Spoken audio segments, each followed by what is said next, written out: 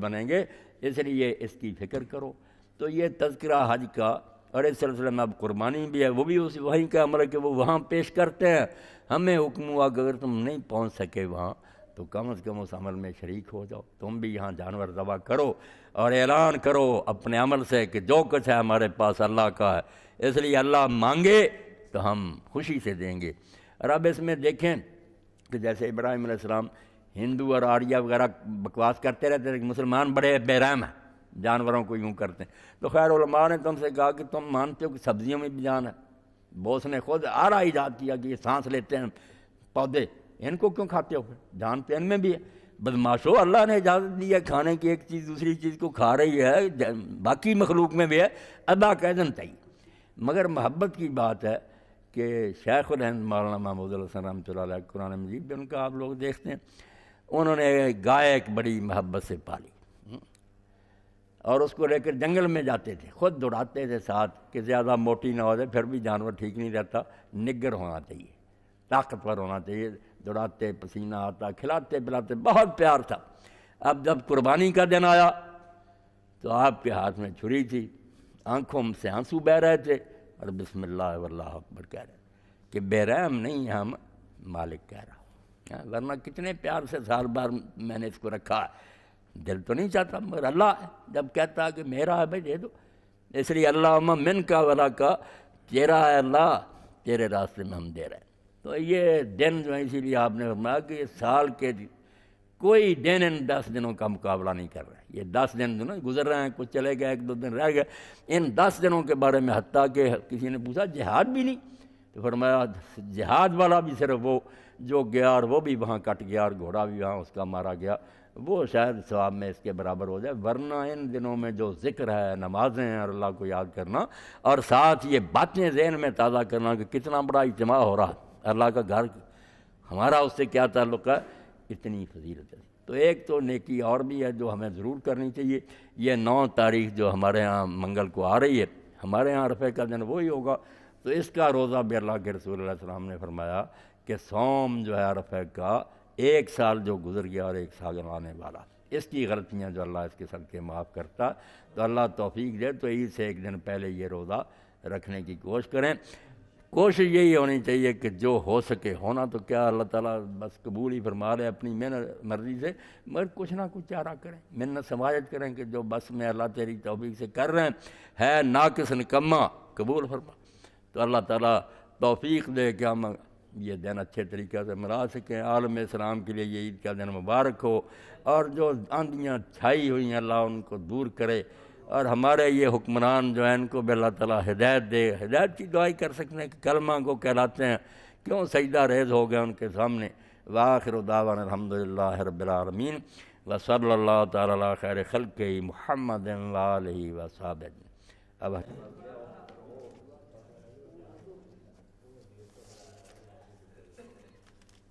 بسم اللہ الرحمن الرحیم۔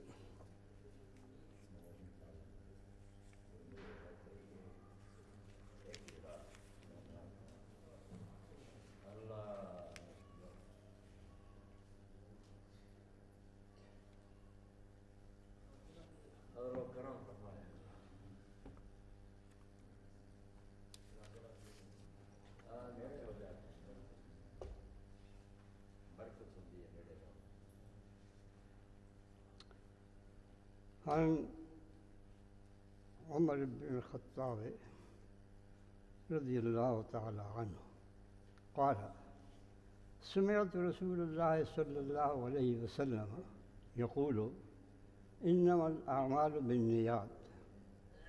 وان لکل امرئ ما نوى فمن كانت هجرته الى الله ورسوله فهجرته الى الله ورسوله ومن كانت هجرته إلى الدنيا فهجرته إلى الدنيا يصيبها أو امرأة يتزوجها فهجرته إلى ما هاجر إليه متفق علیہ۔ یہ حدیث نبی کریم صلی اللہ علیہ وسلم کی حضرت عمر بن خطاب رضی اللہ عنہ کے ذریعے سے ہم تک پہنچی ہے، اور صحیح مسلم اور صحیح بخاری دونوں میں یہ موجود ہے۔ یہ وہ حدیث ہے جس سے امام بخاری نے اپنی کتاب کا آغاز کیا ہے۔ فرمایا نبی کریم صلی اللہ علیہ وسلم نے کہ اعمال کا دار و مدار جو ہے وہ نیتوں پر ہے. جس کی ہجرت اور جو کوئی جس کی لکل امر مانوا جس چیز کی بھی وہ نیت کرے گا وہ اسی چیز کا اس کو صلہ ملے گا، وہی ملے گا جس کی وہ نیت کرے گا. چنانچہ جس کی ہجرت اللہ اور اس کے رسول کی طرف ہوگی اس کو اللہ اور اس کے رسول ملیں گے، اور جس کی ہجرت دنیا کی طرح خالص سے ہوگی وہ دنیا پائے گا، اور جس کی ہجرت اس لیے ہوگی کہ وہ کسی عورت سے نکاح کرے تو اس کی ہجرت اسی کی طرف ہوگی جس کے لیے اس نے کی، جس نیت کے ساتھ کی. نبی کریم صلی اللہ علیہ وسلم کا یہ ارشاد جو ہے یہ تمام عبادات کی جڑ ہے،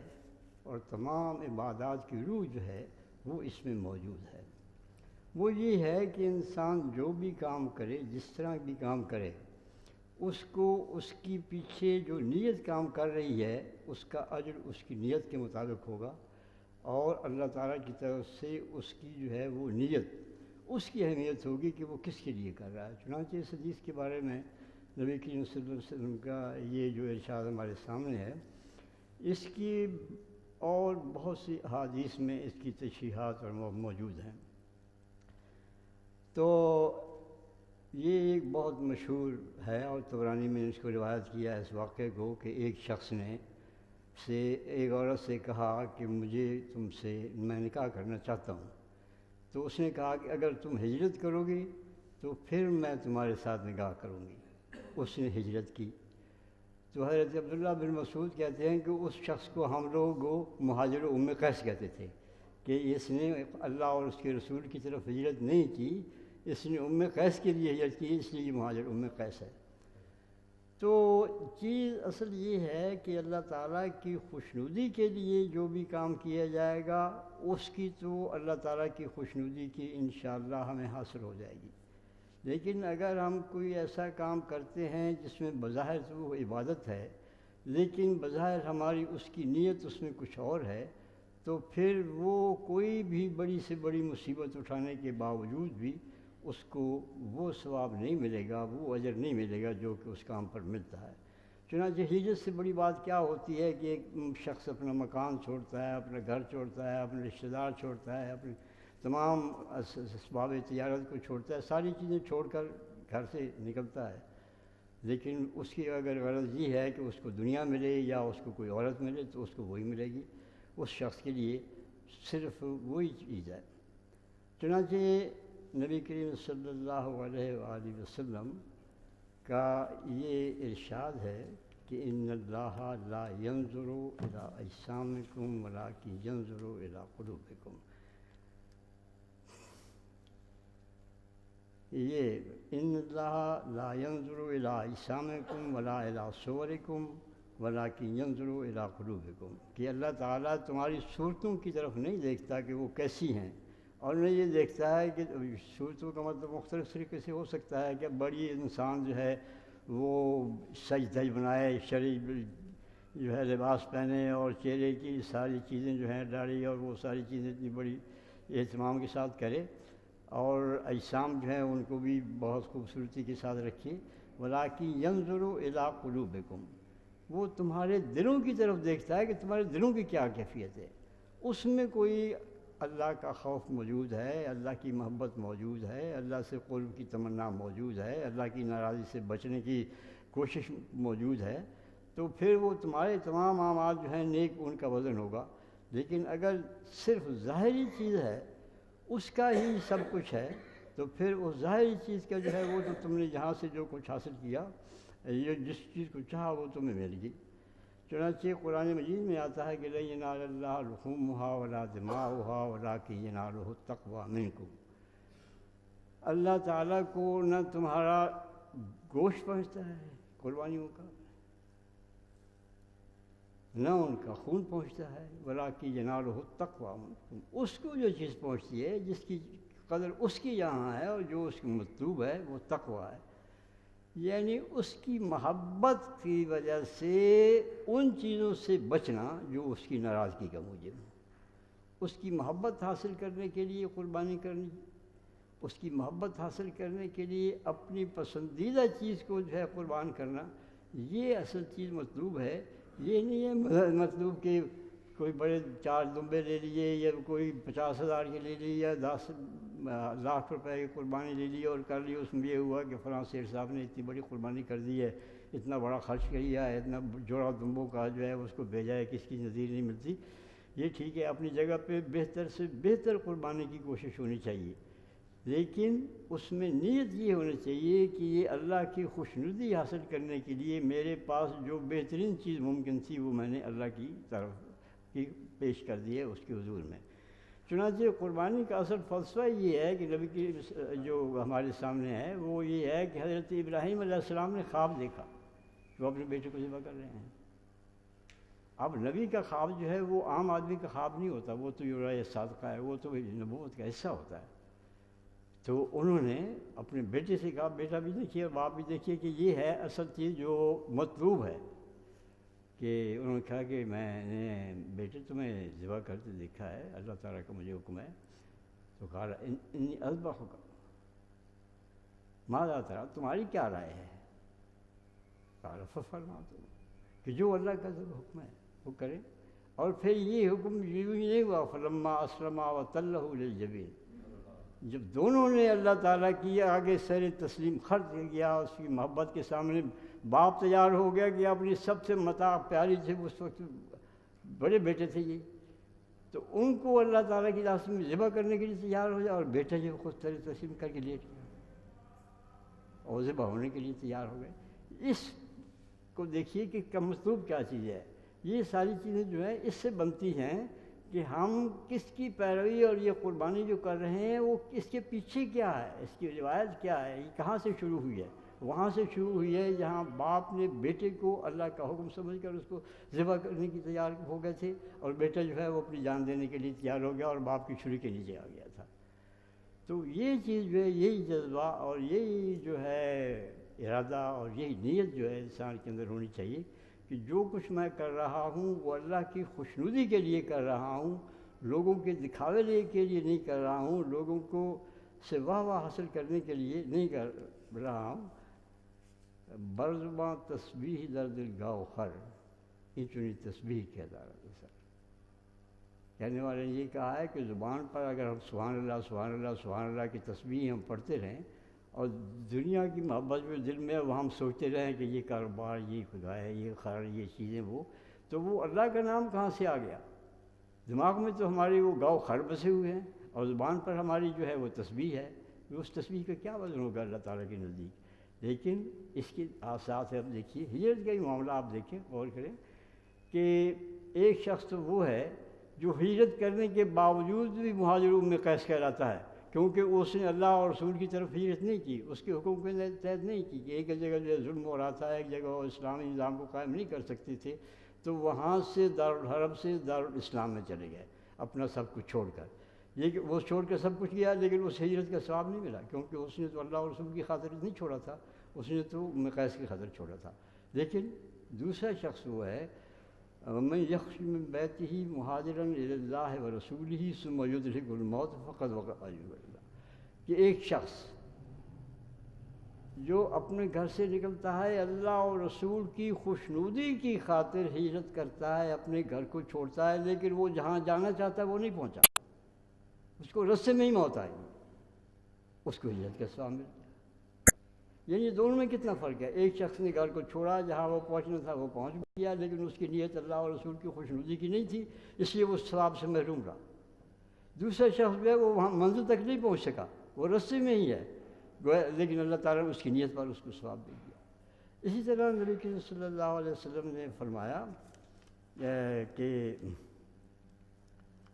حضرت جابر بن عبداللہ جو ہے ان کی روایت ہے کہ کننا مع النبی صلی اللہ علیہ وسلم فی غزوۃ فقال ان بالمدینۃ لرجالا ما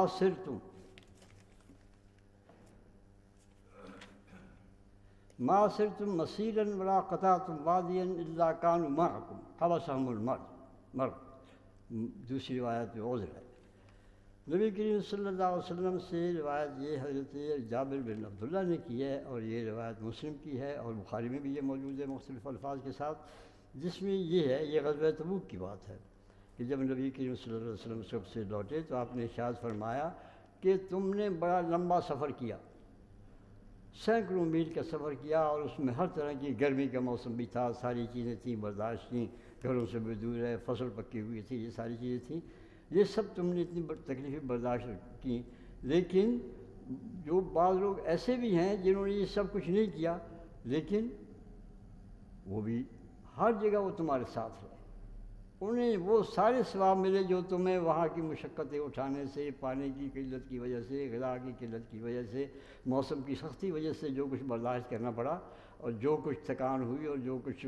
سفر کی مصیبت سے دوچار ہونا پڑا، وہ ہر جگہ وہ تمہارے ساتھ رہے، ما قطع، کوئی جگہ ایسی نہیں جہاں وہ تمہارے ساتھ نہ ہو، ولا قطع تم وادی، کسی وادی میں تم نہیں گئے، الا کانوا معکم، وہ تمہارے ساتھ رہے، کیوں؟ حبسہم المرض، وہ کسی عذر کی وجہ سے یا بیماری کی وجہ سے تمہارے ساتھ نہیں ہوئے، لیکن ان کی نیت تمہارے ساتھ تھی، ان کی جہاد کی نیت تھی، وہ ساری چیز ان کے جو ہیں وہ ان کا نہ جانا جو ہے ان کی نیت کی وجہ سے وہ جانے کے برابر ہو گیا۔ تو اللہ تعالیٰ کا کرم اتنا بڑا ہے کہ وہ تو نیت پر ہی سب کچھ دے دیتا ہے، اور پھر جب نیت کے ساتھ اتنا ہو تو آدمی ساتھ عمل بھی کرے تو وہ تو پھر ایک بہت ہی بڑی چیز ہے نا۔ تو اللہ تعالیٰ ہمیں یہ توفیق دے کہ ہم اپنی نیتوں کو اس کے لیے کریں،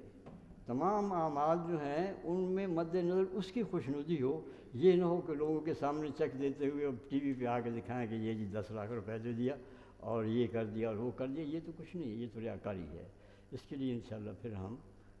کریں، کیونکہ اللہ تعالیٰ جو ہے اس کو تو مطلوب ہے، ان کو مطلوب ہے کچھ قلب و جگر کے ٹکڑے،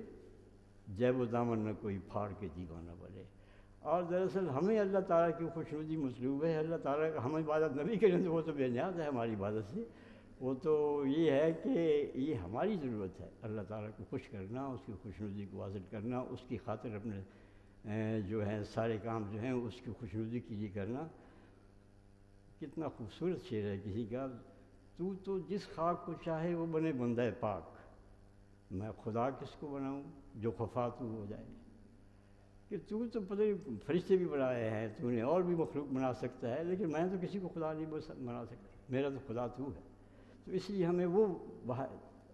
خدا واحد جو ہے ہمیں اس کی خوشنودی حاصل کرنی چاہیے، کیونکہ اسی کے ہاتھ میں ہماری زندگی ہے، اسی کے ہاتھ میں ہماری موت ہے، اسی کے پاس ہم نے لوٹ کے جانا ہے۔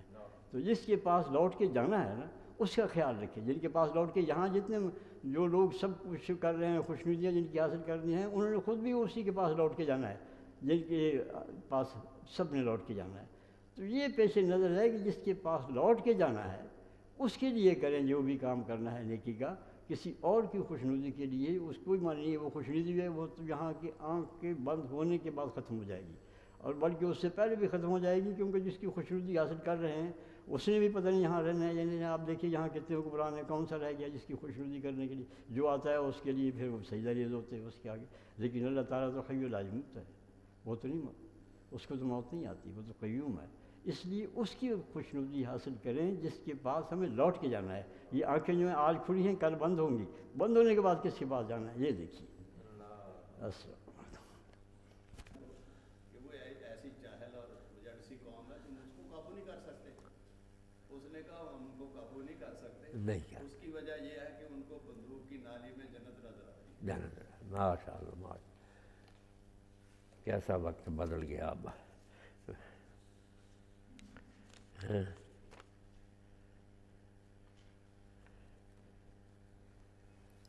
اب مولانا فقیر اللہ صاحب نے کہا کہ 2 کتابیں ہیں ان کے پاس، ان کا اعلان، ایک تو اس بات وجود خدا ہے، کیونکہ یہ مسئلہ تو بنیاد ہے نا کہ اللہ ہے، تو اس پر ایک عالم نے نا یہ کتاب لکھی ہے جدید، جو ہے نا علوم ان کی روشنی میں، بہت عمدہ اور پیاری کتاب ہے کہ قدرتوں اور نشانیوں سے اللہ کو پہچانو، ایک ایک چیز میں نظر آ رہا ہے اس بات وجود خدا۔ اور دوسرا خان وعدہ نبوی اور عہد بنو امیہ، یہ ڈاکٹر سید رضوان علی صاحب ندوی ابو الحسن ندوی رحمۃ اللہ علیہ کے شاگرد، انہوں نے لکھی ہے،